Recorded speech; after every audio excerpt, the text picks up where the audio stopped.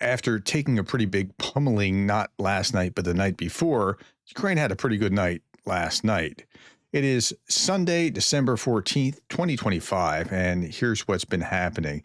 So, Ukraine's drone and missile attacks, an overview of the daily events in Russia's invasion of Ukraine. At night, Ukraine attacked lots of areas in Russia with both missiles and drones.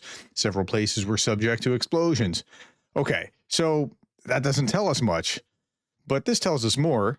Overnight strikes hit multiple targets inside Russia and occupied Crimea, Volgograd region. Drone attacks sparked fire at the Pinsk oil refinery, with smoke seen over the facility. In occupied Crimea, a fuel depot near Simferopol, GRES is burning, while explosions and impacts were also reported in Fedosia, Vartsky, Sevastopol. In Krasnodar Krai, drones struck the Apinsky oil refinery and fuel tanks burned again in Ukropinsk. Okay, so that's a lot. Jay in Kiev catalogs at least a dozen different strikes at the Gardyesko Air Base, at Zhankoi 5 Air Base, at a substation, another substation, again at the Zhanskoi Air Base, thermal power station, another substation, an oil base, another substation, thermal power station, another 500 kV Kuban substation. Okay, so 12, at least a dozen hits here, cataloged, and you're seeing the theme here. It's either military, oil, or a substation, and most of these have been substation attacks, returning like for what the Russians have done to Ukraine overnight. This is an image of the strike in Apivsky refinery. That's like one of the bigger attacks last night. Here we see another view of the Apinsky oil refinery, and clearly it's been hit pretty hard. Okay, overnight explosions were reported also in Tula region near Kovo, excuse me. Okay, the point, okay, now, this was another interesting image here. This is video of a plane just kind of falling apart in midair. Okay, what's going on here? Epic footage of a Russian AN-22 crashing in Ivanovo Oblast. The aging aircraft went down on December 9th, so today's December 14th. This was less than a week ago. Sank with its entire crew on board. The plane was over 50 years old. The main suspected cause is a technical failure. The key question even Z Patriots are asking is simple. Why was it flying at all? Russian Defense Ministry had officially claimed that all AN-22 aircraft were decommissioned back in 2024. So this points to a systematic problem. Old Soviet aircraft are being pushed until the bitter end. They're either pulled back from reserve or kept in service far past their lifespan, with an entirely predictable result. And as you saw, like, this was just, it was falling apart in midair. So this is like a metaphor for the state of the Russian military, not just there, but in many cases. Okay, what happened last night? What did Russia do to Ukraine, rather? 139 drones and missile strikes. Okay, and it was mostly drones, if not all drones, last night. The Russian strike on Zaporizhia, a supermarket destroyed, 4 people injured. Here again, an ordinary ATB supermarket came under fire, a military target, according to the Kremlin.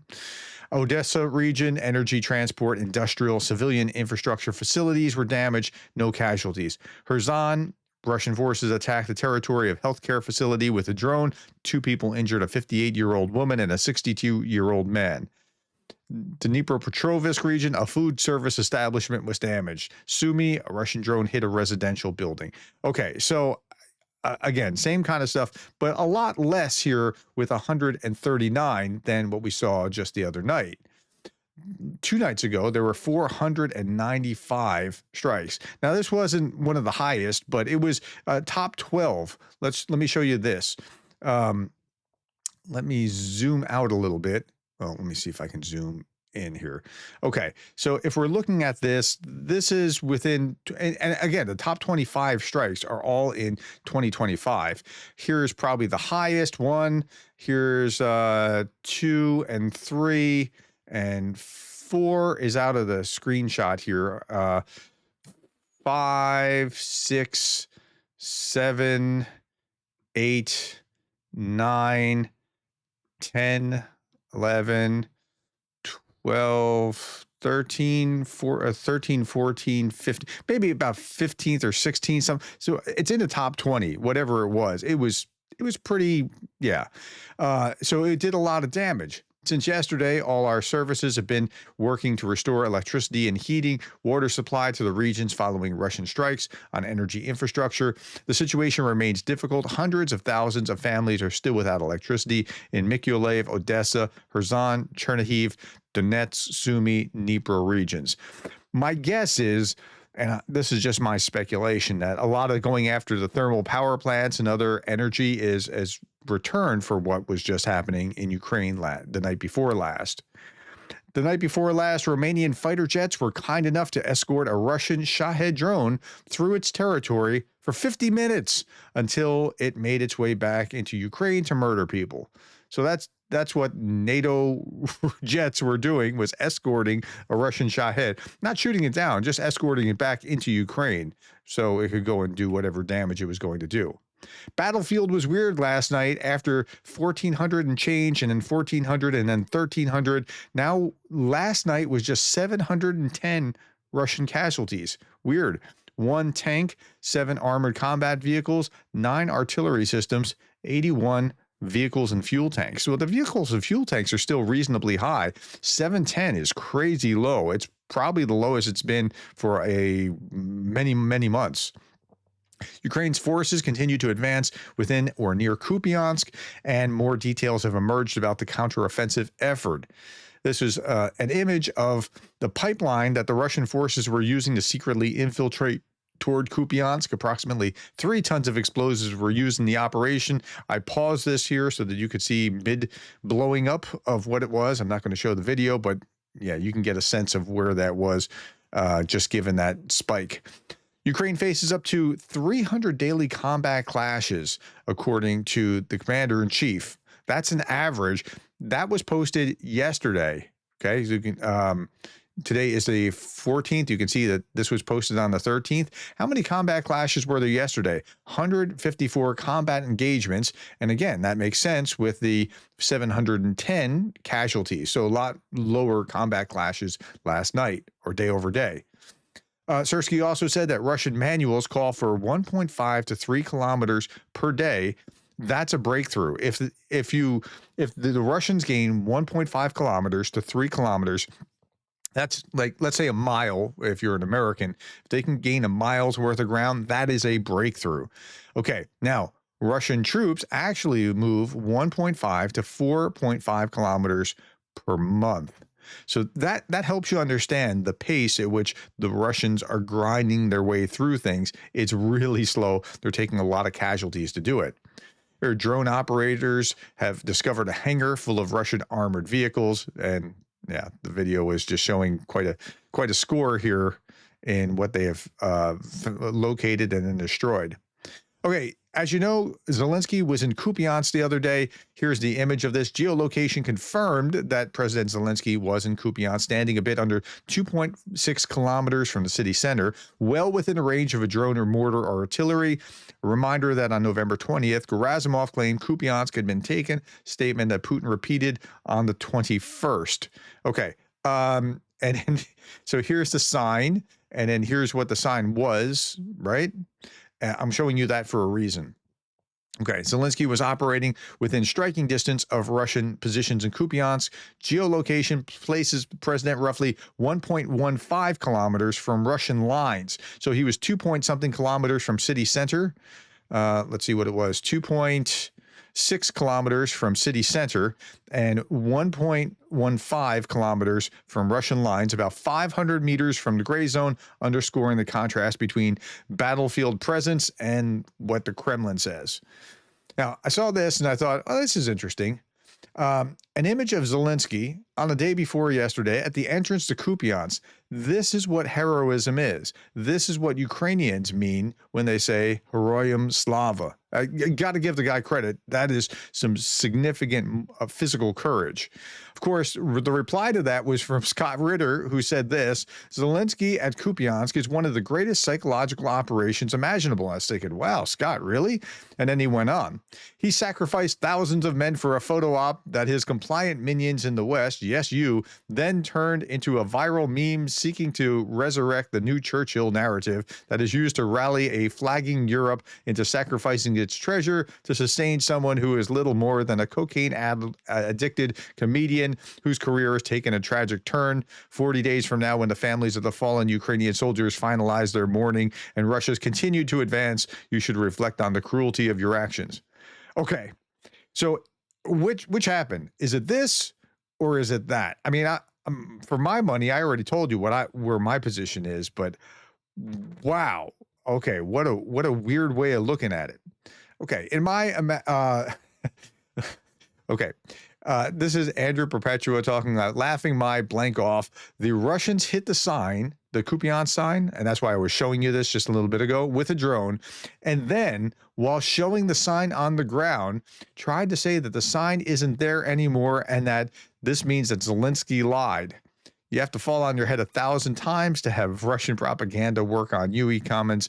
Okay, so what sign are we talking about? We're talking about this sign. I don't know that it's entirely gone. Maybe they're just showing a piece of it off the ground, and that's what on the ground, and that's why it wasn't. It was a stage or setup or something like that. Okay, but remember on November, like this was a sequence. On November 20th, this general Kuzlev said that they had Kupiansk completely under control. December 9th, Putin awards Kuplolev for capturing Kupiansk. On December 12th, Zelensky shows up. So that's not going all that well for him. So then we see this, images like better watch out for the window. General Sergei Kuzlev is not too distant future, but I see a lot of this on social media, and I can't prove that this source is actually legitimate. Today, Kuzlev was officially declared dead. I see it propagated and repeated again and again, like reposted, but I can't find any original source. So I'm telling you that to say, not to say that this has happened to him, but to say, be careful, don't believe things until they're reported by legitimate sources. Okay. On December 12th, Russia struck a Turkish vessel. That's not last night or the night, but it's the night before with that big strike. Russia struck a Turkish vessel, and there was a big international dust up about it. I just couldn't capture that because of all the other things going on. So in Turkey, the president was not happy about this. Not weapons, not fuel, not generators. They kept lying about it. It was vegetables. Russia's main enemy is Turkish tomatoes. Apparently, they're worth wasting a ballistic missile on. So they hit a Turkish ship with a ballistic missile and it was full of tomatoes. So Erdogan was not happy about this and talking about this the other day. Okay, last little bit before we wrap up. December 14th marks the day of honoring the participants of the liquidation of the Chernobyl nuclear power plant accident. On this day, in 1986, the construction of the sarcophagus over the destroyed fourth reactor unit of Chernobyl nuclear power plant was completed. So that's the sarcophagus, the big dome barrier. I'll show you that in a moment. This is the first real photo of the Chernobyl disaster, photographed sometime around 9 a.m. on the 26th of April, 1986, roughly 8 hours after the explosion. Now, I'm showing you that for a reason. This is a sarcophagus, this big dome barrier. Sarcophagus covering the damaged fourth reactor at Chernobyl can no longer perform its safety functions following a drone attack. The protective dome had lost all its primary safety functions, including the ability to contain hazardous materials, said IAEA head Rafael Grossi after an inspection. Sarcophagus was commissioned in 2019. It was designed to prevent the spread of radioactive dust and aerosols for 100 years. The project cost the international community 2.2 billion euros. In February 2025, President Zelensky reported that a Russian drone struck the protective dome, causing significant damage. I remember that. I covered it. Despite this, the radiation levels around the station were reportedly normal. So this just came out just about a week or two ago, December 2nd. So that's where we are today. It's December 14th, 2025. Thank you, my friends, for your time. Thank you for the likes, the shares, the subscribes, and thank you for being the kind of person who cares about Ukraine.